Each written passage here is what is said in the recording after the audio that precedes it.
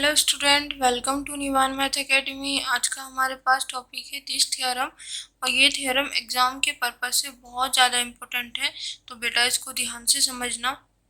अब सबसे पहले हम देखते हैं कि ये थ्योरम क्या है, फिर इसके प्रूफ पर चलते हैं। क्लियर बेटा?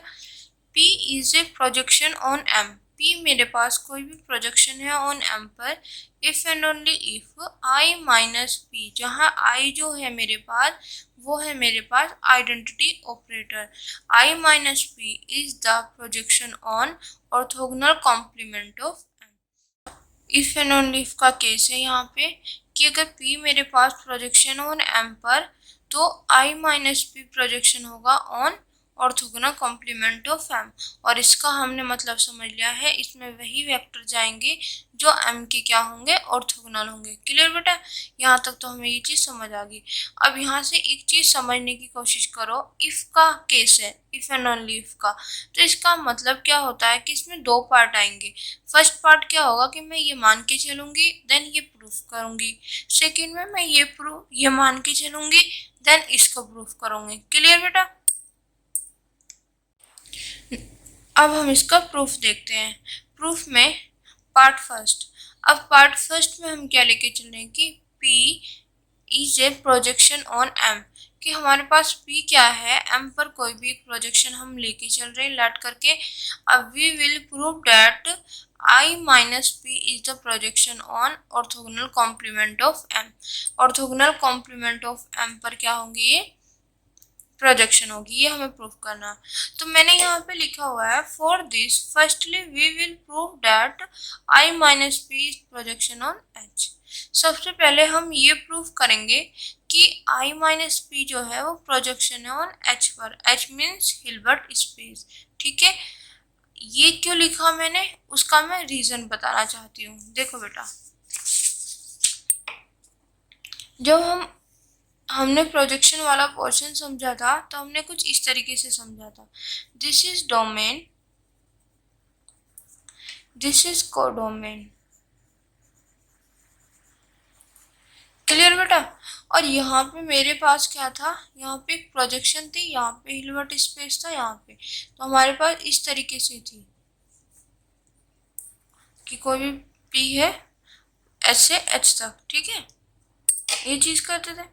तो जो ये P मेरे पास प्रोजेक्शन है, P प्रोजेक्शन है, तो यहाँ पे मेरे पास कोई ना कोई रेंज स्पेस होगा, वो मैंने मान लिया M।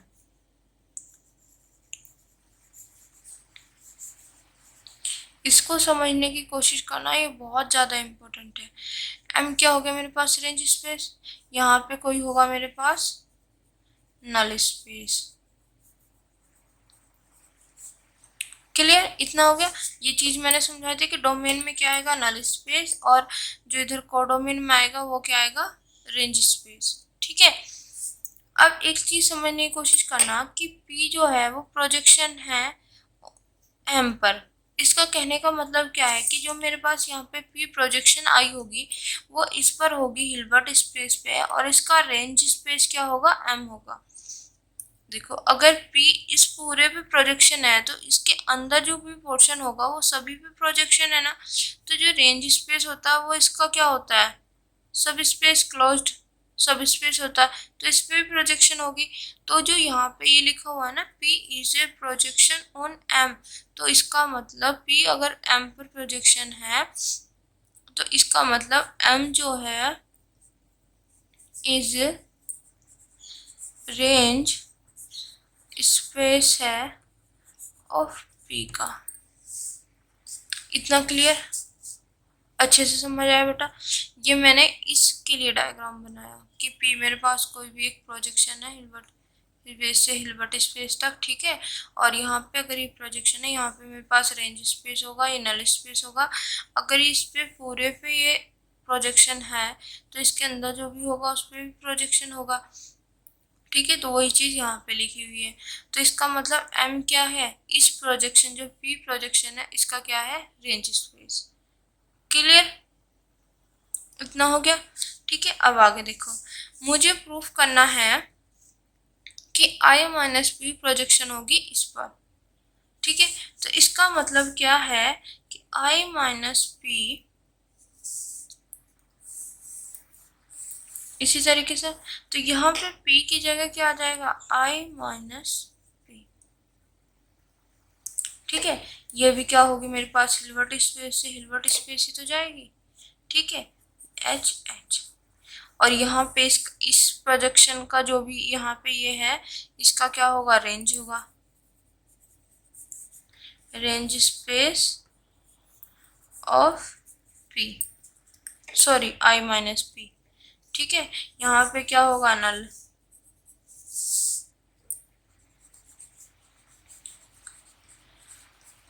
इतना क्लियर। ये किसका null space of i minus p का। अब देखो, ये चीज तो हमें पता है कि p प्रोजेक्शन है ऑन m पर। ठीक है, तो उसी के बेस पे मैंने बता दिया कि m जो होगा वो रेंज स्पेस होगा ऑफ p का। यहाँ पे ये वाली मेरे पास एक मैपिंग आई, इसको मुझे प्रोजेक्शन दिखाना है, तो सबसे पहले मैं प्रोजेक्शन दिखाऊंगी इस पर, हिल्बर्ट स्पेस पर, कि ये जो है, ये जो मैपिंग है, ये प्रोजेक्शन होगी हिल्बर्ट स्पेस पर।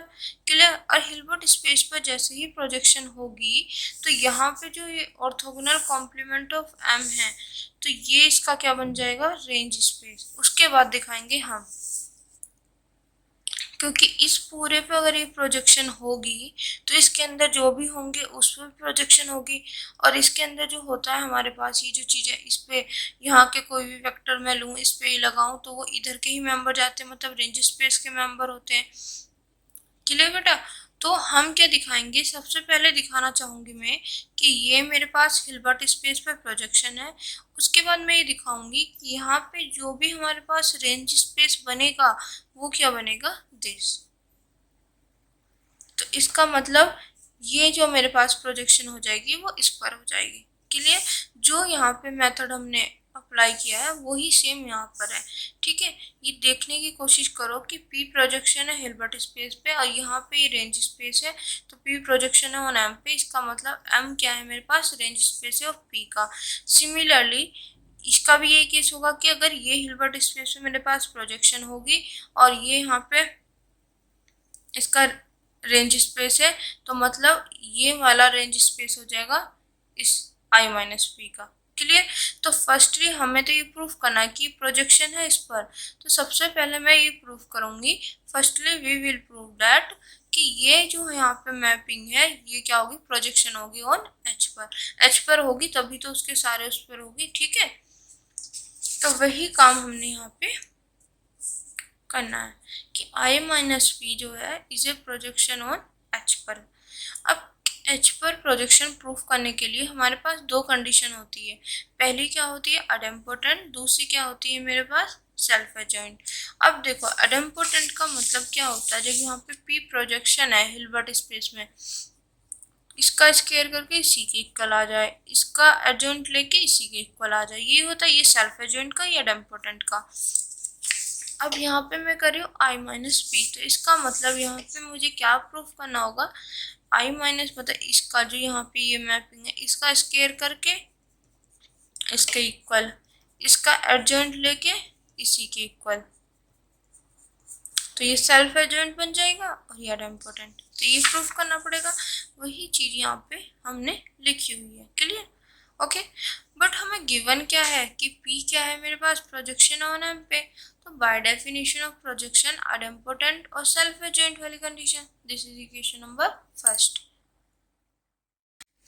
नाउ अब हमें क्या दिखाना है, ये वाली कंडीशन प्रूफ करनी है अडेम्पोटेंट, तो इसके लिए मैं ये वाला पोर्शन लेके चलूंगी।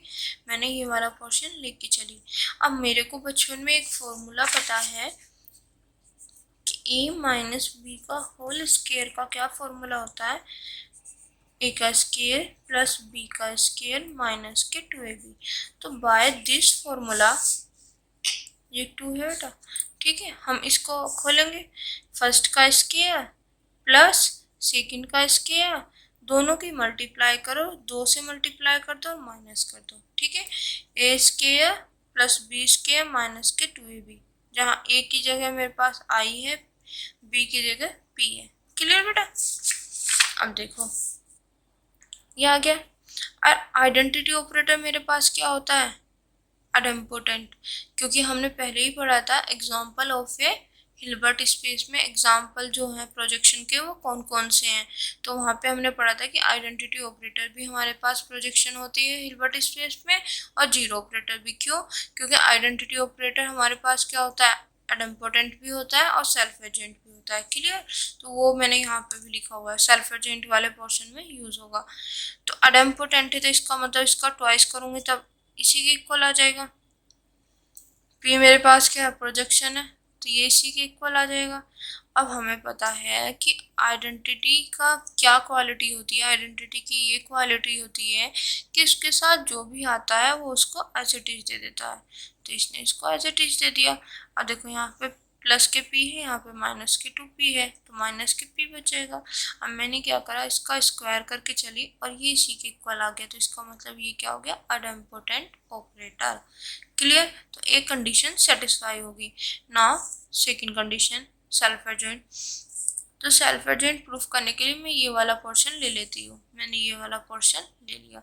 अब सेल्फ एजेंट में क्या होता है, देखो बेटा, हम कह रहे थे कि ये जो हमने सेल्फ एजेंट वाला पोर्शन लिया है इसको मैंने इस तरीके से कैसे लिखा, ये भी एक प्रॉपर्टी से है। कैसे? एडजेंट की जो हमारी प्रॉपर्टी हमने की हुई है उस बेस पर। देखो ये मेरे पास एक रिजल्ट होता है एडजेंट में, ठीक है। T1 प्लस T2 दो ऑपरेटर हैं, इनका अगर ऐड करके मैं एडजेंट लूं तो क्या होता है, अलग अलग के एडजेंट के अलग अलग का एडजेंट लिया और उनका सम कर दिया, जो साइन यहाँ पे वो आ गया। अब यही सेम केस होता है हमारे पास माइनस में भी। अगर माइनस में होता है तो वो उसी के इसी तरीके से आ जाता है, सिर्फ साइन चेंज होता है। अब ये तो हमारे पास ऑलरेडी हमारे नोट्स में प्रूफ है, बट इसका नहीं है। इसका मैं बता देती हूँ कि माइनस में भी ये कैसे सेम होता है, ठीक है। क्योंकि क्या चीज होती है, इससे प्लस प्लस या माइनस माइनस यही होता है कि अगर दो ऑपरेटर लूँ उनका माइनस करके एडजॉइंट लूँ तो अलग अलग के एडजॉइंट में माइनस हो जाता है, ठीक है। अब इसका प्रूफ देखते हैं। देखो T1 यहाँ पे मैं प्लस माइनस के T2 लिख सकती हूँ बेटा, क्योंकि प्लस माइनस माइनस यही सेम चीज आ जाएगी। और यहाँ पे इसका एडजॉइंट। अब हमें पता है कि कोई एक ऑपरेटर है दूसरा ऑपरेटर है, उनका अगर ऐड करूँ तो अलग अलग के एडजॉइंट के सम के बराबर हो जाते हैं। तो वही चीज यहाँ पे हो जाएगा, इसका adjoint plus this. Clear? By this formula. इसकी हेल्प से मैंने बताया ये वाली प्रॉपर्टी, ठीक है। कि अगर देखो यहाँ पे प्लस का साइन है, एक ऑपरेटर ये है एक ये है, एडजॉइंट है, तो अलग अलग का एडजॉइंट कर दिया, और प्लस साइन है तो प्लस साइन।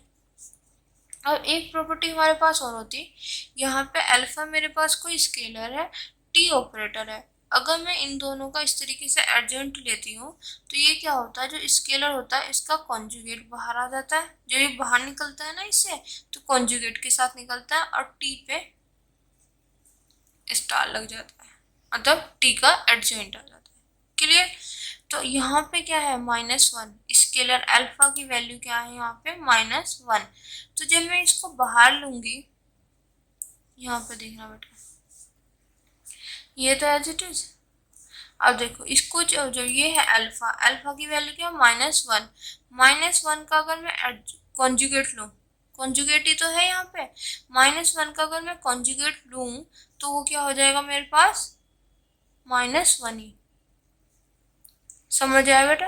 देखो यहाँ पे अल्फा की जगह क्या है मेरे पास, -1, और T2 तो टी की जगह T2 है, ठीक है। जब मैंने इसको ओपन करा यहाँ पे माइनस दिस,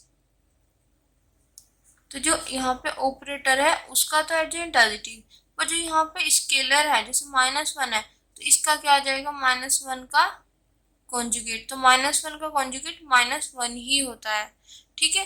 तो T2 स्टार, तो इसका मतलब माइनस के T2 स्टार, तो यहाँ पे आ जाएगा माइनस के T2 स्टार। अब देखो यहाँ पे बाहर प्लस था और इसकी पूरे की वैल्यू आई माइनस की, तो प्लस माइनस माइनस हो जाएगा। क्लियर? तो मैं ये चीज लेके चली थी, इसको इस तरीके से सिंप्लीफाई किया। बाय दिस रिजल्ट मैंने दिखा दिया कि इसको भी इस तरीके से ओपन कर सकते हैं, ठीक है। ओके बेटा, ये हो गया। अब देखो जब ऐसे होता है तो हम कह देते पहले का भी दूसरे का भी एडजॉइंट, और बीच में जो साइन है वो साइन आ जाएगा बाय दिस प्रॉपर्टी। क्लियर? अब देखो बेटा, अब देखो मेरे पास सेल्फ जो आइडेंटिटी ऑपरेटर होता है वो क्या होता है, सेल्फ एडजॉइंट, तो मतलब उसका एडजॉइंट उसी के इक्वल हो जाएगा। ठीक है, और यहाँ पे पी क्या है मेरे पास, प्रोजेक्शन, तो इसका मतलब उसका वो भी क्या है, सेल्फ एडजॉइंट, तो उसका भी एडजॉइंट उसी के इक्वल है, तो ये रख दिया। ठीक है, तो इनकी सिर्फ वैल्यू, अब हमने क्या किया, आई माइनस पी का हम एडजॉइंट लेके चले और उसी के इक्वल ले आए, तो इसका मतलब ये क्या हो गया मेरे पास, सेल्फ एडजॉइंट। तो आई माइनस पी मेरे पास क्या हो गया यहाँ पे, आइडेम्पोटेंट ऑपरेटर, सेल्फ एडजॉइंट, तो इसका मतलब आई माइनस पी क्या होगी मेरे पास, projection on H Hilbert space पे। तो जो मैंने चीज़ आपको समझाई थी कि सबसे पहले हम प्रूफ करेंगे कि यहाँ पे जो भी मैपिंग है उसको प्रोजेक्शन प्रूफ करना एच पर, तो मैंने एच पर प्रूफ कर दी प्रोजेक्शन। ठीक है, क्लियर? अब मेरा मेन, मुझे तो प्रूफ करना है ऑर्थोगोनल कॉम्प्लीमेंट ऑफ एम। ठीक है, पर इस पे करने का इसका मतलब क्या होता है कि अगर ये इस पर है तो इसका मतलब ये इसका क्या होगा, रेंज स्पेस, आई माइनस पी जो भी यहाँ पे प्रोजेक्शन है इसका रेंज स्पेस क्या होगा, ऑर्थोगोनल कॉम्प्लीमेंट ऑफ एम। तो अब मेरा टारगेट क्या रह गया, अब मुझे ये प्रूफ करना है कि ये प्रोजेक्शन तो हो गई इस पे, बट मुझे ये लाना है कि ये इस पर प्रोजेक्शन होगी, तो इसके लिए मैं क्या प्रूफ करूंगी कि जो आई माइनस पी का जो रेंज स्पेस होगा वो मैं ये दिखा दूंगी। इतना क्लियर बेटा? अब देखो ये चीज मैंने लाइन यहाँ पे लिखी हुई है,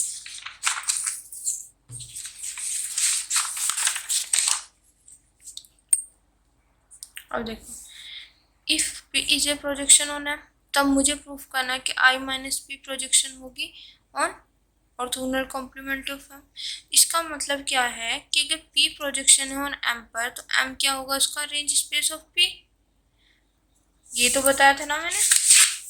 देखो कि पी मेरे पास क्या है, प्रोजेक्शन है हिल्बर्ट स्पेस पे, यहाँ पे जो रेंज स्पेस है वो एम है, तो इसका मतलब पी प्रोजेक्शन है, मतलब इस पर है तो एम पर भी होगी। ठीक है, और दूसरी चीज है एम क्या है मेरे पास, इसका रेंज स्पेस, किसका, पी का, तो वही चीज लिखा है कि अगर पी प्रोजेक्शन है ऑन एम पर तो इसका मतलब जो एम है मेरे पास वो क्या हो जाएगा, रेंज स्पेस हो जाएगा पी का। सिमिलरली अगर यहाँ पे मुझे प्रूफ करना था कि पी प्रोजेक्शन ऑन एम पर, तो मुझे ये प्रोजेक्शन दिखानी थी इसका। अब मैंने इसकी लैंग्वेज चेंज कर दी, तो लैंग्वेज जब मैंने चेंज की तो यहाँ से ये इसका रेंज स्पेस ऑफ पी आ गया, तो इसका मतलब मुझे ये दिखाना होगा अगर ये इसका रेंज है तो ये ऑर्थोगोनल कॉम्प्लीमेंट ऑफ एम जो है वो रेंज स्पेस किसका होगा, आई माइनस पी का। इतना क्लियर हो गया? और जिसको आई माइनस पी को मैं प्रोजेक्शन दिखा चुकी हूँ हिल्बर्ट स्पेस पर, सिर्फ मेरा काम अब ये रह गया है कि अगर पी जो यहाँ पे एम जो है वो रेंज स्पेस है पी का, लैंग्वेज चेंज की है सिर्फ, क्योंकि पी प्रोजेक्शन ऑन एम पर, तो मुझे प्रूफ करना है कि ये प्रोजेक्शन होगी इस पर, जो भी यहाँ पे रेंज स्पेस होगा। ठीक है, तो यहाँ पे मतलब ये क्या हो गया, रेंज स्पेस ऑफ पी, तो मुझे ये दिखाना है कि आई माइनस पी का जो रेंज स्पेस होगा वो ये होगा। सिर्फ लैंग्वेज चेंज की, बात समझने की कोशिश करना। ठीक है बेटा, ये चीज़ समझा दी मैंने, बहुत अच्छे से समझाई है, तो प्लीज़ माइंड में इस चीज़ को सेट करके रखना। अब देखो, तो हमारा मेन टारगेट अब रह गया कि जो आई माइनस पी की जो रेंज होगी वो मुझे ये दिखानी है, तो उसके लिए मैंने मान लिया कि आई माइनस पी की जो यहाँ पे मुझे इसके इक्वल दिखाना है, तो मैंने यहाँ पे मान लिया कि ये क्या है, आर है, जो रेंज है ना यहाँ पे आई माइनस पी की जो रेंज है यहाँ पे वो आर है, तो इसका मतलब क्या, आर को मुझे इसके इक्वल दिखाना है। ठीक है, अब इक्वालिटी दिखाने के लिए हम क्या करते हैं, जैसे दो भी ये इस तरह के दो सेट मेरे पास होते हैं, मैं क्या करती हूँ, इसमें इसको कंटेन करा देती हूँ और इसमें इसको इसमें, मतलब इसको इसमें और इसको इसमें कंटेन करा देती हूँ। अगर ये दो कंडीशन दिखा देती तो इसका मतलब वो इक्वल हो जाते हैं, वही चीज़ मैंने यहाँ पे करना है। ठीक है बेटा, तो यहाँ पे मुझे इन दोनों को इक्वल दिखाना है, तो इसके लिए मुझे क्या क्या करना पड़ेगा कि आर को कंटेन कराना पड़ेगा इसमें, ओके, और इसको कंटेन कराना पड़ेगा इसमें। क्लियर? अब देखो जो कंटेनमेंट, अगर मैं इसको लेके चलती हूँ, पहले इसको करते, अगर मैं कंटेनमेंट दिखाती हूँ तो मैं सबसे पहले क्या लूँगी, इसका एक मेंबर लेके चलूँगी और इसमें पहुँचा दूंगी। और यहाँ पे जो इसका वेक्टर जो भी मैं लूँगी यहाँ पे वेक्टर, वो क्या होगा, आर्बिट्रेरी होगा। अगर आर्बिट्रेरी हम लेके चलते तो इसका मतलब वो सभी इसके जितने भी वेक्टर होंगे वो सब इसके अंदर होंगे। क्लियर? तो मैं एक यहाँ पे एक्स लेके चली आर से। ठीक है, देखो बेटा यहाँ तक हम कर चुके हैं। अब मैंने बोला कि ये किस तरीके से लाना है वो समझाना है। देखो यहाँ पे आर क्या है मेरे पास, range space of I minus P. तो ये किस तरीके से आया वो देखते हैं। ये आया है बाय दिस थ्योरम। कैसे? अगर भी मेरे पास कोई भी प्रोजेक्शन होती है ऑन एम पर, देन x बिलोंग करे m if and only if P x बराबर x। तो कुछ मुझे इस तरीके से मिलता जुलता दिख रहा है। और यहाँ पे क्या है, इफ एंड ओनली इफ का। अगर कहीं पर ये चीज़ हो तो मैं ये लिख सकती हूँ, ये हो तो ये। तो मुझे कहीं ना कहीं ये चीज़ दिख रही है। ओके, इसको ध्यान रखना, ये थ्योरम बहुत ज़्यादा इम्पोर्टेंट है। और एक चीज़ और बताना चाहूँगी, अगर P मेरे पास प्रोजेक्शन ऑन M पर, तो इसका मतलब क्या हुआ, M पर प्रोजेक्शन है तो M क्या हो गया मेरे पास, रेंज स्पेस ऑफ P का। क्लियर? अब देखो इसका मतलब क्या है, मतलब समझ के ही हम इस थ्योरम में अप्लाई करेंगे। क्लियर बेटा? देखो M क्या है, रेंज स्पेस ऑफ P का। अगर कोई भी वेक्टर इस रेंज स्पेस में बिलोंग कर रहा है और इस पे जो प्रोजेक्शन है, इफ एंड ओनली इफ का केस है, इस वेक्टर पे ये वाली प्रोजेक्शन अगर मैं लगाऊं तो वो वेक्टर मुझे एज इट इज मिल जाता है। कैसे याद रखना है कि m, देखो प्रोजेक्शन ऑन m, तो इसका मतलब क्या हो गया, m मेरे पास क्या हो गया, रेंज स्पेस ऑफ p। ठीक है, अगर m मेरे पास रेंज स्पेस ऑफ p है, तो यहाँ से क्या ये वाली जो इसका इस पार्ट को किस तरीके से आप माइंड में सेट करोगे कि अगर कोई भी वेक्टर मेरे पास रेंज में बिलोंग कर रहा है, कोई भी वेक्टर रेंज में बिलोंग कर रहा है और उस रेंज पे जो भी प्रोजेक्शन है उस वेक्टर के ऊपर लगा के वो वेक्टर मुझे एज इट इज मिलेगा। तो इसी को मैंने इससे करना है कि आर मेरे पास क्या है, रेंज स्पेस है ऑफ आई माइनस पी का। ठीक है, और एक्स बिलोंग कर रहा है मेरे पास आर से, ये लेके चल रहे। तो इफ एंड ओनली इफ का केस होगा, देखो आर क्या है, रेंज है ऑफ आई माइनस पी का। तो बाय दिस थ्योरम में लिख सकती हूँ, अगर एक्स बिलोंग कर रहा है रेंज से तो इसकी जो प्रोजेक्शन है उसको मैं एक्स के साथ लगाऊं तो मुझे एक्स एज इट इज मिल जाएगा।